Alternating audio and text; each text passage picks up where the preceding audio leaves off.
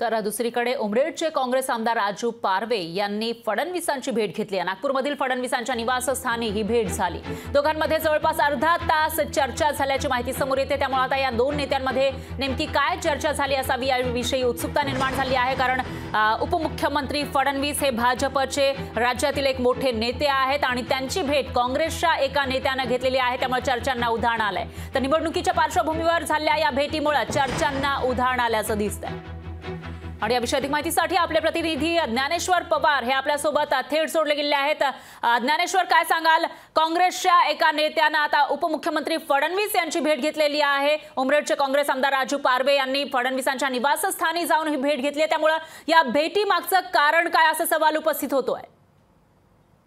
नक्कीच परा, रात्री 11:30च्या दरम्यान उमरेड विधानसभेचे काँग्रेसचे आमदार राजू पारवे जे आहेत त्यांनी उपमुख्यमंत्री देवेंद्र फडणवीस यांच्या नागपूरच्या निवासस्थानी जी आहे ती ही भेट घेतलेली आहे। त्यामुळे कुठेतरी राजू पारवे हे आता कुठेतरी महायुतीचे किंवा भाजपच्या वाटेवर आहेत का अशी राजकीय वर्तुळामध्ये सध्याला चर्चा पाहायला मिळत आहे।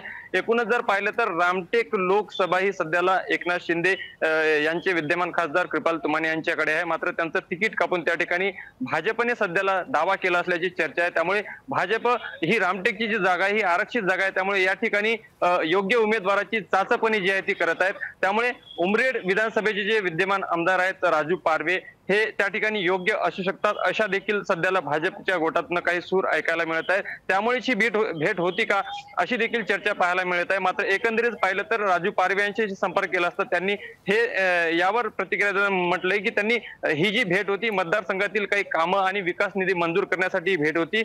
माझा तसा काही उद्देश नाही आहे भाजपमध्ये जाण्याचा वगैरे, माझी काही इच्छा नाही असं त्यांनी हे आरोप सगळे फेटाळून लावले आहे। मात्र एकंदरीत पाहिलं नुकतंच काँग्रेसचे एक बडे नेते अशोक चव्हाण यांनी भाजपची माळ आपल्या गळ्यात टाकल्यानंतर काँग्रेसचे आमदार विकास ठाकरे आणि राजू पारवे या दोघांचे नाव जे आहे ते समोर आलं होतं। हे देखील आता अशोक चव्हाण यांचे जवळचे मानले जातात। त्यामुळे हे देखील त्यांच्या पाठोपाठ भाजपमध्ये जातील का अशी चर्चा त्यावेळी देखील रंगल्या होत्या आणि त्यावेळी विकास ठाकरे आणि राजू पारवे यांनी हे आरोप फेटाळून लावले होते। मात्र पुन्हा एकदा रात्री उशिरा फडणवीसांच्या निवासस्थानी जे आहे ते राजू पारवे यांनी भेट घेतल्यामुळे कुठं ना कुठेतरी राजकीय वर्तुळामध्ये चर्चा रंगली। आगामी लोकसभा निवडणुकीच्या पार्श्वभूमीवरती राजू पारवे जे आहे ते कुठेतरी आता भाजपची माळ आपल्या गळ्यामध्ये टाकतात का अशा चर्चा सध्याला पाहायला मिळत आहे। मात्र राजू पारवे यांनी हे आरोप फेटाळून लावले आहेत। निश्चितच ज्ञानेश्वर, राजकारणामध्ये काहीही होऊ शकतं, त्यामुळे आता राजू पारवे असा काही निर्णय घेणार का ते बघावं लागेल आणि याविषयीची अपडेट आपण तुमच्याकडून घेत राहूयात। तर धन्यवाद तुम्ही दिलेल्या या सविस्तर माहितीसाठी। लोकशाही मराठी ऐका, पहा, जागरूक रहा।